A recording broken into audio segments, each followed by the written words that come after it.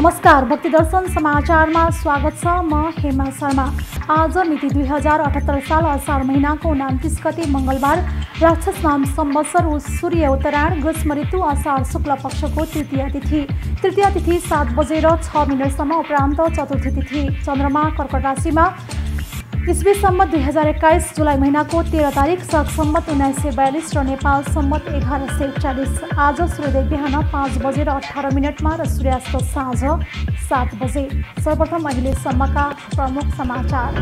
आज असार 29 गते 208औं भानु जयन्ती विश्वभर छरिएर रहेका नेपालीहरूले विभिन्न कार्यक्रम गरी भव्य रूपले भानु जयन्ती मनाउँदै बहुभाषा भाषी नेपालमा जनतामा परस्पर सम्बन्ध सूत्र जोड्न आधार निर्माण गर्ने आधार व्यक्ति भानुभक्तको योगदान आजको संघीय गणतन्त्रात्मक लोकतन्त्र नेपालमा उत्तिकै सान्दर्भिक। नेपालकै सबैभन्दा अग्लो प्यागोडा शैलीको भक्तपुर तौमडी क्षेत्र स्थित नाथपोल मन्दिर निर्माण भएको 319 वर्ष पूरा भएको दिनको सम्मानमा वर्षबन्धन पूजा सम्पन्न। कोरोना भाइरस महामारीका कारण गत वर्ष जस्तै यस वर्ष पनि सामान्य रूपमा मन्दिरको वर्षबन्धन पूजा गरियो। झापाको प्रसिद्ध अर्जुनधारा जलेश्वर धाम यसपालि श्रावणी पर्वमा नखुल्ने। मेला भर्न पूर्वी नेपालका विभिन्न स्थानदेखि भारतको सिलगढी, दार्जिलिङ, सिक्किम लगायतका ठाउँबाट हजारौं भक्तजन अर्जुनधारा आउने गरेकामा यस वर्ष पनि कोभिड-19 को विभिन्न लहरका कारण श्रावणी मेला प्रभावित। शहर नगरपालिका 1 उदयपुरमा रहेको गाईखोरे झरनामा जान जिल्ला प्रशासन कार्यालयको रोक। कोरोना भाइरसको संक्रमण जोखिमका समयमा पनि आन्तरिक पर्यटकको घुइँचो लागेपछि थप संक्रमण हुन नदिन उच्च सतर्कता अपनाउँदै झरनामा भिडभाड हुन नदिने निर्णय। अधिकांश सरकारी रकम भौतिक पूर्वाधारका विकास निर्माणमा मात्रै खर्च हुने परिपाटी चलेका बेला बागलुङमा ज्येष्ठ नागरिकलाई लक्षित गरी बजेट विनियोजन। वडामा आउने बजेट सबै लक्षित समुदायमा पुर्याउने उद्देश्यले चालु आर्थिक वर्ष 2077-78 मा ज्येष्ठ नागरिकलाई समेटेर योजना ल्याइदै। मोरङको सुन्दर हरैचा नगरपालिकामा कोरोना सचेतना अभियान सञ्चालन। नगरमा पछिल्लो समय कोरोना संक्रमितहरूको संख्या बढ्न थालेसँगै नगरपालिकाका विभिन्न वडाहरूले लक्षित वर्गका कार्यक्रम अन्तर्गत कोरोना सचेतना कार्यक्रमलाई प्राथमिकता दिँदै।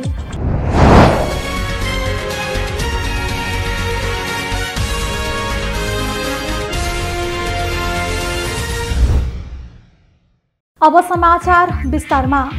आज असार 29 गते 208औं भानु जयन्ती विश्वभर छरिएर रहेका नेपालीहरूले विभिन्न कार्यक्रम गरी भव्य रूपले भानु जयन्ती मनाउने गरेका छन्।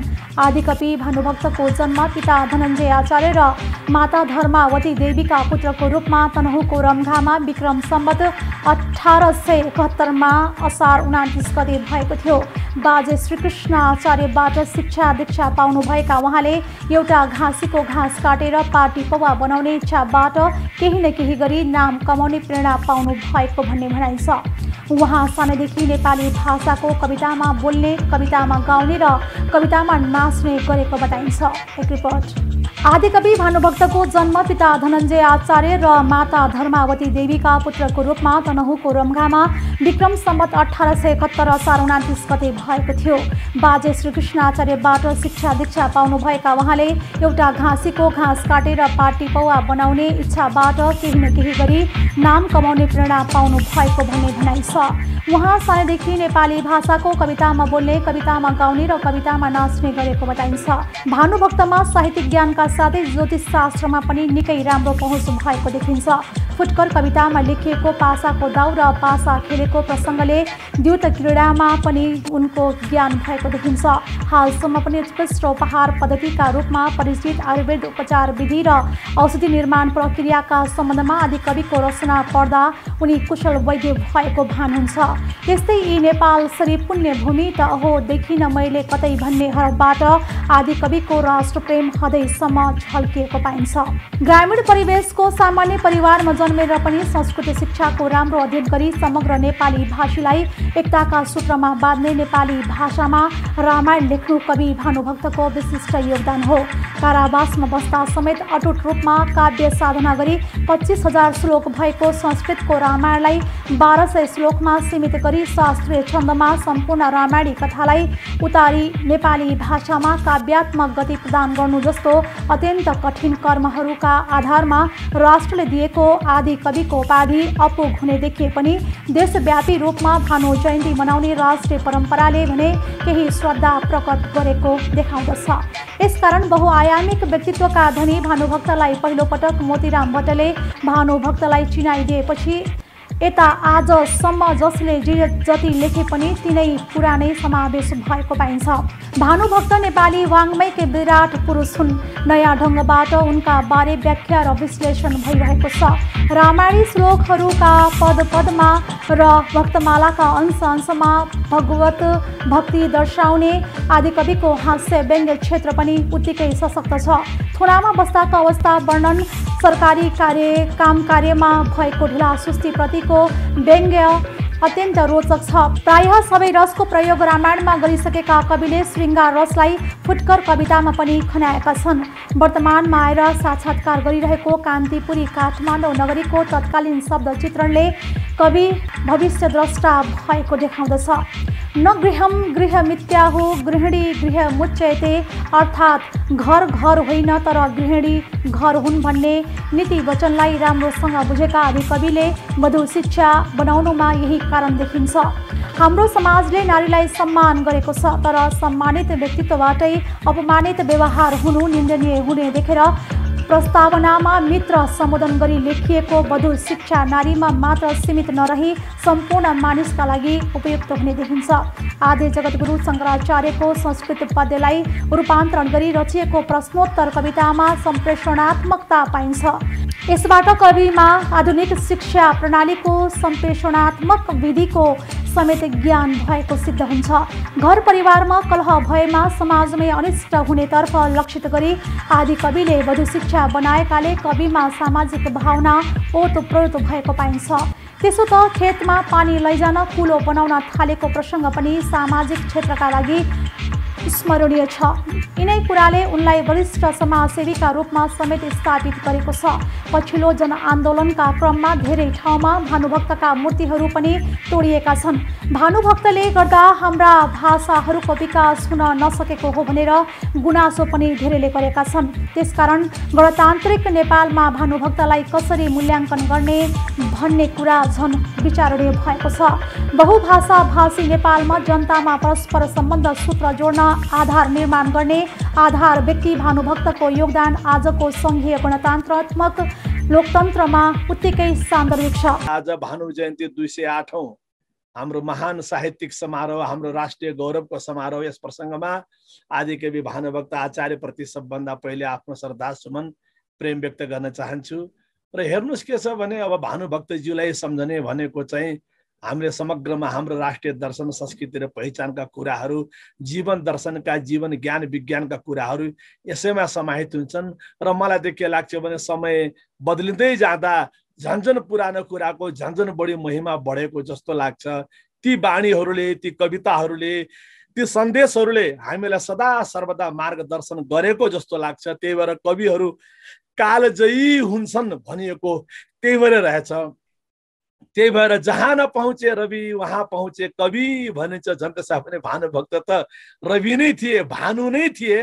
अब अहिले यो सन्दर्भलाई अलिकति अहिलेको नेपालको वर्तमान सन्दर्भ, विश्व सन्दर्भसँग जोडेर हेर्दा दुई चारवटा कुरा निवेदन गर्न चाहन्छु। हेर्नुहोस्, अहिले फ्यामिली सिस्टम ब्रेक डाउन हुने बेला भएको छ।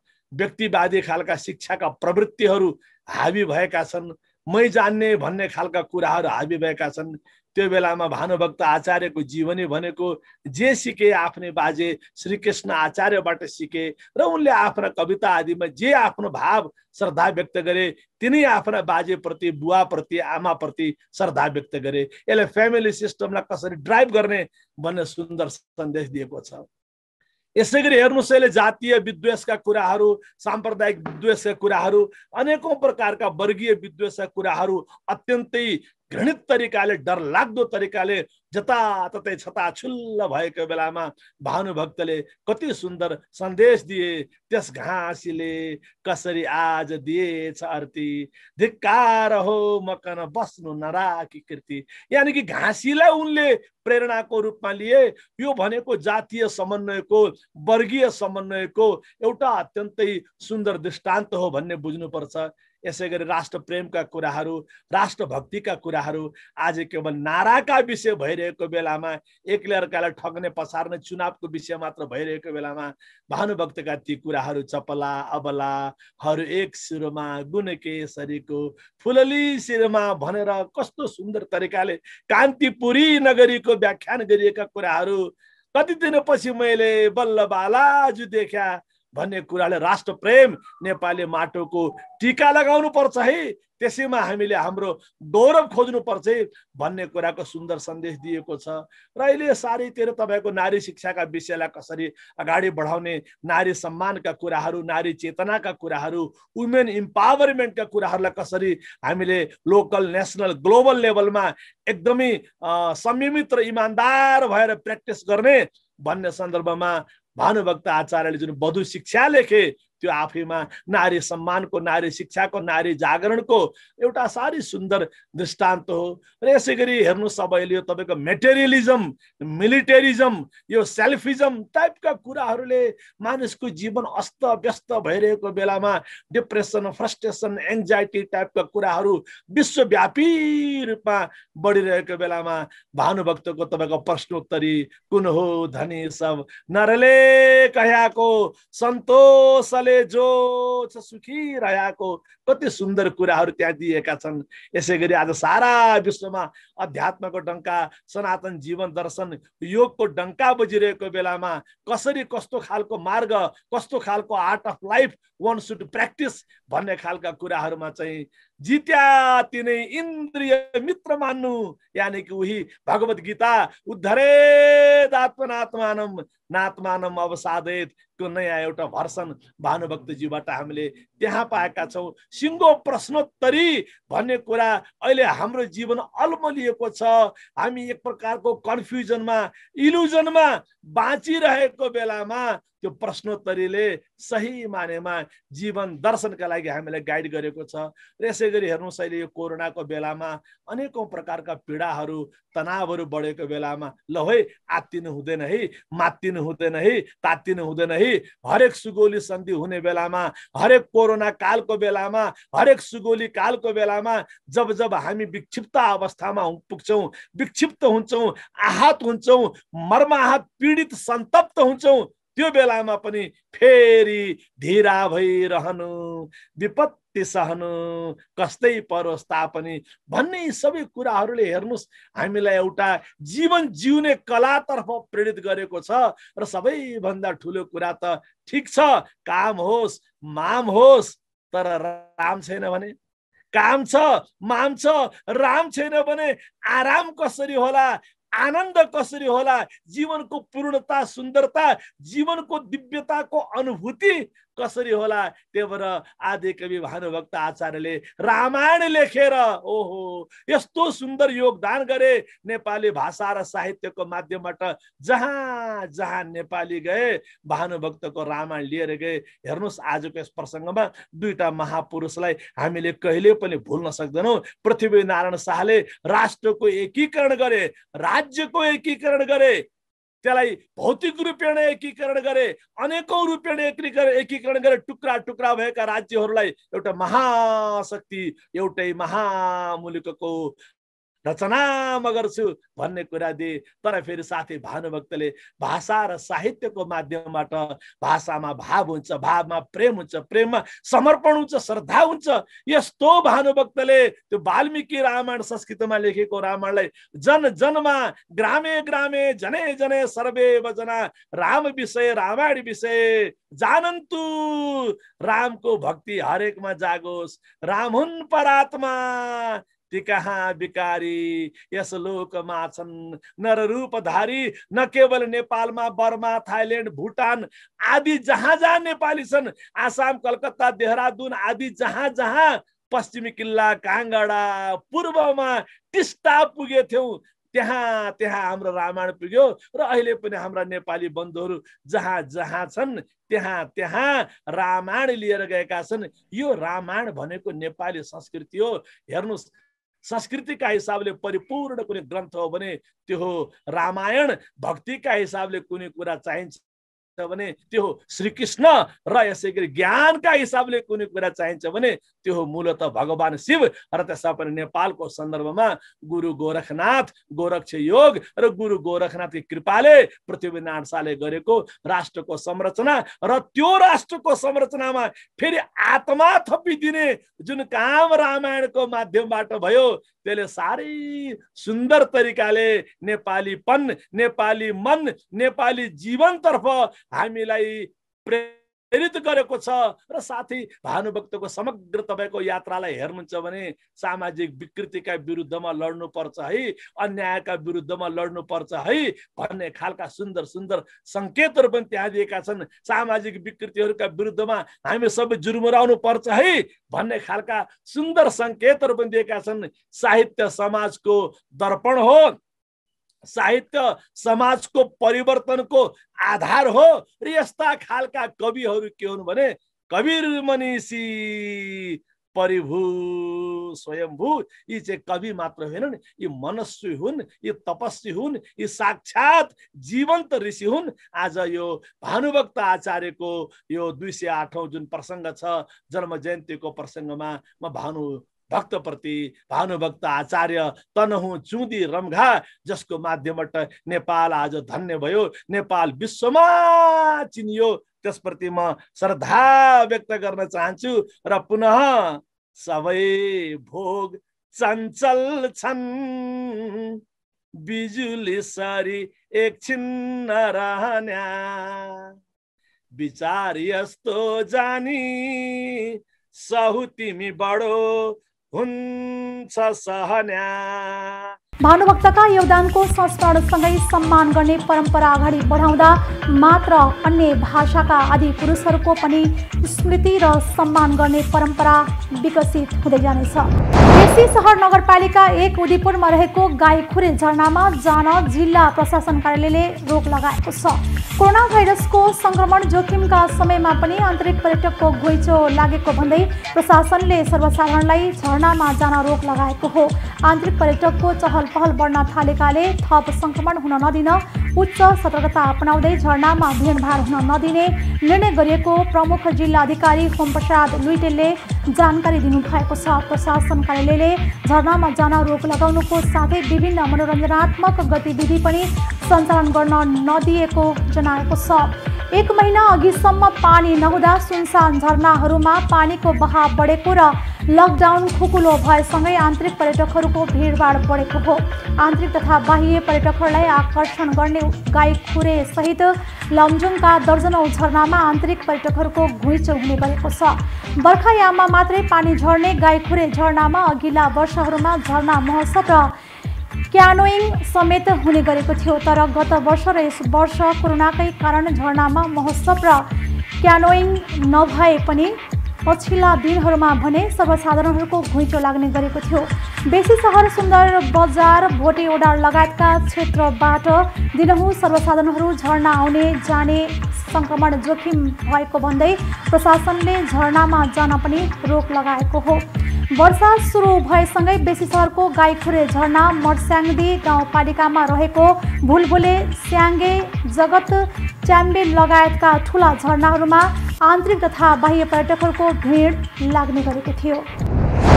वडा स्तरमा आउने अधिकांश सरकारी रकम भौतिक पूर्वाधारका विकास निर्माणमा मात्रै खर्च हुने परिपाटी चलेको बेला बागलुङमा ज्येष्ठ नागरिकलाई लक्षित गरी बजेट खर्च गरिएको छ। स्थानीय तहले ज्येष्ठ नागरिक प्रति गरेको सहयोग तथा व्यवहारले उनीहरूमा खुसी छाएको छ। बागलुङको बागलुङ नगरपालिका वडा नम्बर 4 ले 80 वर्ष उमेर पार गरेका 55 जना ज्येष्ठ नागरिकलाई सम्मान गर्दै ब्ल्याङ्केट वितरण गरेको छ। वडामा आउने बजेट सबै लक्षित समुदायमा पुर्याउने उद्देश्यले चालु आर्थिक वर्ष 2077 र 78मा ज्येष्ठ नागरिकलाई समेटेर योजना ल्याएको हो। वडाभित्र रहेका 80 वर्ष उमेर पुरा भएका ज्येष्ठ नागरिकलाई विभिन्न टोलमा पुगेर सम्मान गर्दै ब्ल्याङ्केट वितरण गरेपछि उनीहरूले खुसी व्यक्त गरेका छन्। एक रिपोर्ट। राम्रो भयो, हामी बुढाबुढी भएपछि अब यस्तो पाउनु, अघि चाहिँ दुःख काटियो, के भयो कसो भयो, अहिले झन् राम्रो फैलाउँदै गयो, जमाना राम्रो लाग्यो। यति आएर हेर्दा यति जनताले त्यो सबै सम्मान गर्दा राम्रो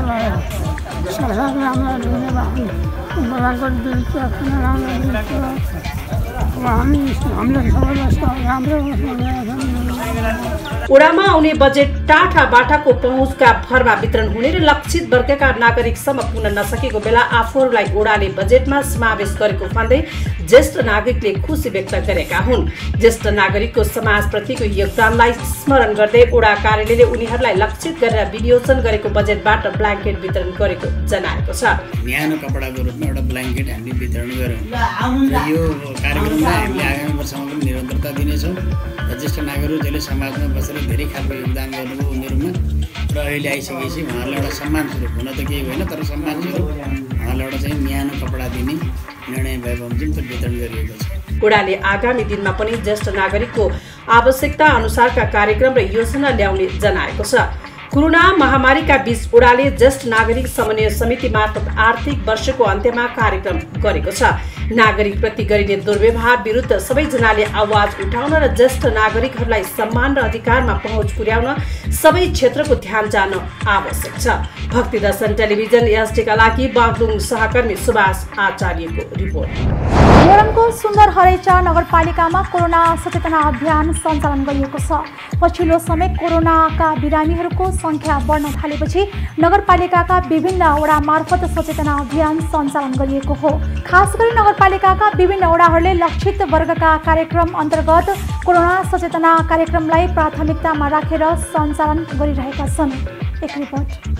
त्यो कार्यक्रम अन्तर्गत स्वास्थ्य सम्बन्धी सामग्री, मास्क, त्यसै गरी सेनिटाइजर, हात धुने साबुन, औषधि चाहिँ स्वास्थ्य कर्मीहरूको 3 जनाको टोली र जनप्रतिनिधिहरूको टोली सहित गएर त्यो कार्य गऱ्यौँ र त्यसमा त्यो कोभिड सम्बन्धी चाहिँ के भनेदेखि जनचेतना जगाउने कार्यक्रम, त्यसमा कसरी बच्ने अनि आफूले त्यो हात धुने तरिकाहरू पनि स्वास्थ्य कर्मीहरूले उहाँहरूलाई सिकाउनु भयो। सुन्दर हरेचा नगरपालिकाको वडा नम्बर 1, 3 र 7 ले विभिन्न लक्षित वर्गका मानिसहरूलाई कोरोना सचेतना जगाउनुका साथै कोरोनाबाट बच्न स्वास्थ्य सामग्री समेत वितरण गर्दै आएका छन्।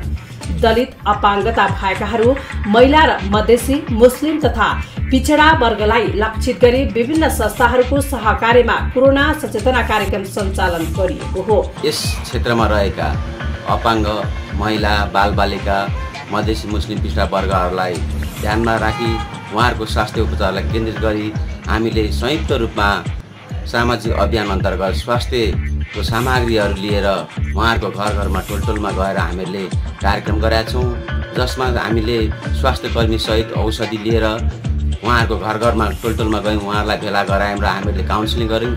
कोरोना सम्बन्धी के हो, यसबाट बच्ने उपायहरू के हुन सक्छन्, ती सम्बन्धीमा हामीले हाम्रा स्वास्थ्य कर्मीहरू मार्फत उहाँहरूलाई सचेत गराएका छौँ। त्यसै गरी उहाँहरूको स्वास्थ्य जीवनलाई स्वस्थ रहोस् भन्ने उद्देश्य साथ हामीले सेनिटाइजर, मास्क, साबुनहरू हामीले उहाँहरूलाई हस्तान्तरण गरेर कोरोना सचेतना अभियान अन्तर्गत स्वास्थ्य कर्मी र जनप्रतिनिधिहरू वडाका विभिन्न पछाडि परेका टोल बस्तीहरूमा पुगेर उनीहरूलाई मास्क, साबुन, सेनिटाइजर, औषधि लगायतका सामग्री वितरण गर्नुका साथै कोरोनाबाट बच्ने उपाय र यसका नयाँ भेरिएन्ट, खोप लगायतका विषयमा जानकारी गराइएको छ। लक्षित समुदायका मानिसहरूलाई कोरोना सम्बन्धी सचेतना जगाउनुका साथै स्वास्थ्य सामग्री वितरण गरिएकोमा उनीहरूले समेत खुसी व्यक्त गरेका छन्। म चाहिँ शारीरिक अपाङ्ग मोर्चा सेक्रेटरी हो। म चाहिँ वार्ड नम्बर 7 मा भएका अपाङ्गता व्यक्तिहरूको अध्यक्ष हो। अनि हाम्रो वार्डमा छुट्टिएको बजेट मिलेर अनि अहिले कोभिडको बारेमा जनचेतनात्मक कार्यक्रममा सेनिटाइजर औषधि वितरण गर्दै आज दिनभरि हाम्रो कार्य यही रह्यो। कतिपय मानिसहरूमा सचेतनाको अभाव रहेकाले समेत कोरोना संक्रमण फैलिरहेको पाइएको छ। कोरोनाबाट कसरी बच्ने भन्ने जानकारी नपाएकाहरूलाई सचेत भएपछि कोरोना रोकथाममा पनि मद्दत पुग्ने विश्वास गर्न सकिन्छ। भक्ति दर्शन टेलिभिजन एसटीका लागि मोरङ सहकर्मी रेवती निरौलाको रिपोर्ट।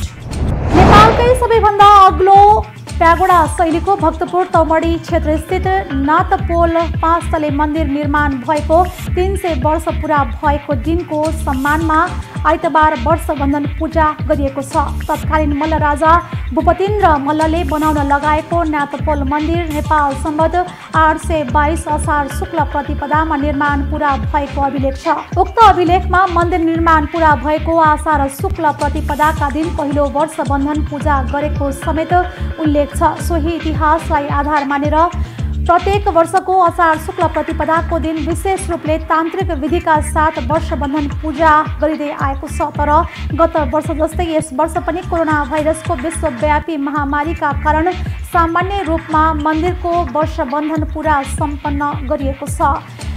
भक्तपुर तलेजुका मूल नायके जोशीले कोरोना भाइरस महामारीका कारण गत वर्ष जस्तै यस वर्ष पनि सामान्य रूपमा मन्दिरको वर्षबन्धन पूजा गरिएको जानकारी दिनुभएको छ।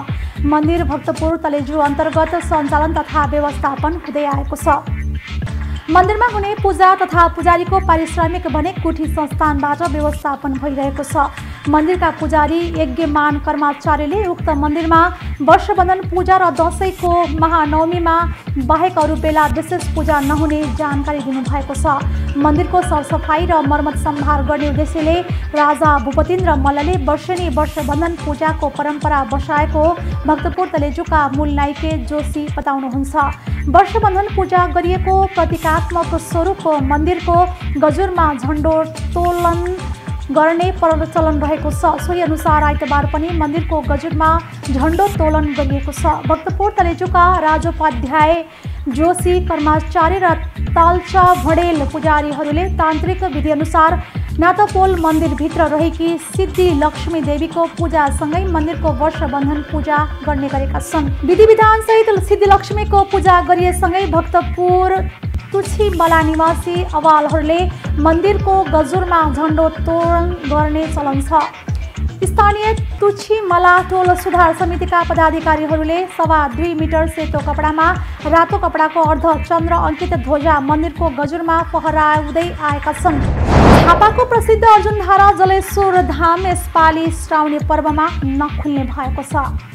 श्रावण महिनाको सोमबार हिन्दू नारीहरूले मनोकामना पूर्ण होस् भन्दै शिवालयमा जल चढाउने परम्परा रहे पनि कोभिड-19 को महामारी नघटेको र सरकारले लगाएको निषेधाज्ञा झापामा जारी रहेको हुँदा मन्दिर खुल्ला नहुने धाम व्यवस्थापन समितिले जनाएको छ।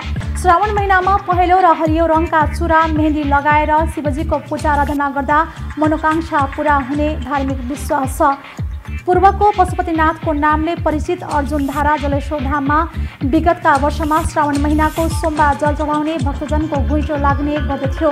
गत वर्ष पनि कोभिड-19 को तीव्र लहरका कारण धाम नखुलाइदा भक्तजनले मन्दिर बाहिरबाट नै फूल प्रसाद अर्पण गरेर शिवको पूजा आराधना गरेका थिए। यसपालि पनि बिहान नित्य पूजाको समय बाहेक मन्दिर नखुल्ने समितिका कोषाध्यक्ष मनोज जोशीले बताउनु भएको छ। सोमबारे जल चढाउन र शिवको पूजा आराधना गर्न पूर्वी नेपालका विभिन्न स्थानदेखि भारतको सिलगढी, दार्जिलिङ, सिक्किम लगायतका ठाउँबाट हजारौं भक्तजन अर्जुनधारा आउने गरेका थिए। यहाँ आउने भक्तजनको सुरक्षा र व्यवस्थापनका लागि सुरक्षाकर्मीको समेत व्यवस्था हुने गरेको छ। कोभिड-19 को संक्रमण बढेसँगै मन्दिर सभा समारोह लगायतका सम्पूर्ण कार्यक्रम सरकारले स्थगित गरेको छ। जिल्ला प्रशासन कार्यालय झापाले गत वर्ष वैशाख 21 गतेदेखि नै पटक निषेधाज्ञा जारी गर्दै आएको छ। निषेधाज्ञा अवधिमा अर्जुनधाराको मूल मन्दिर बिहान 5 बजेदेखि 7:30 बजेसम्म नित्य पूजाका लागि मात्र खुल्ने गरेको जोशीले बताउनु भएको छ। यस्तो महामारीका समयमा टाढाका भक्तजनहरू नआउने र नजिकबाट आउनेहरूले सुरक्षा मापदण्ड अपनाएर मन्दिर बाहिर रहेको शिवलिङ्गमा पूजा गर्न सकिने उहाँ बताउनुहुन्छ।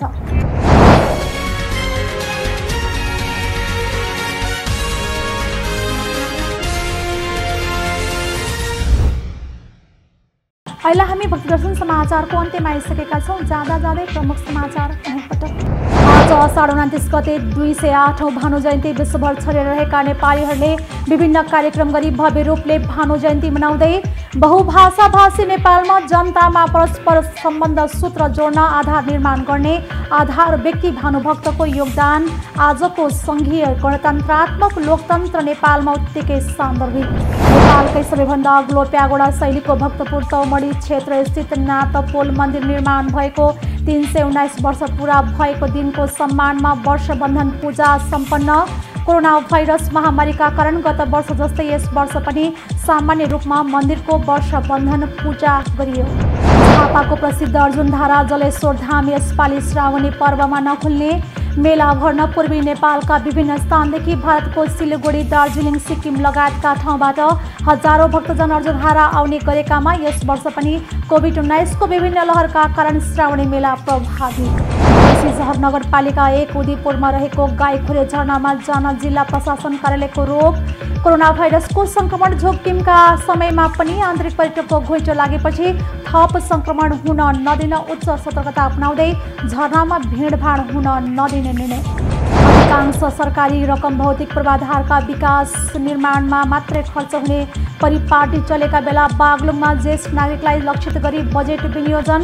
वडामा आउने बजेट सबै लक्षित समुदायमा पुर्याउने उद्देश्यले चालु आर्थिक वर्ष 2077-78 मा ज्येष्ठ नागरिकलाई समेटेर योजना ल्याइँदै।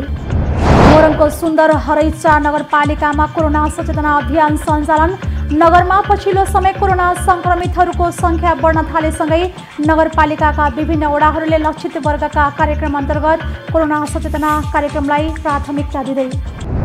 भक्तिदर्शन समाचार यति नै। सामाजिक सञ्जाल मार्फत हामीसँग जोडिनका लागि फेसबुक तथा ट्विटरमा लाइक तथा फलो गर्न सक्नुहुनेछ भने युट्युब मार्फत पनि हामीलाई प्रत्यक्ष हेर्न सक्नुहुनेछ।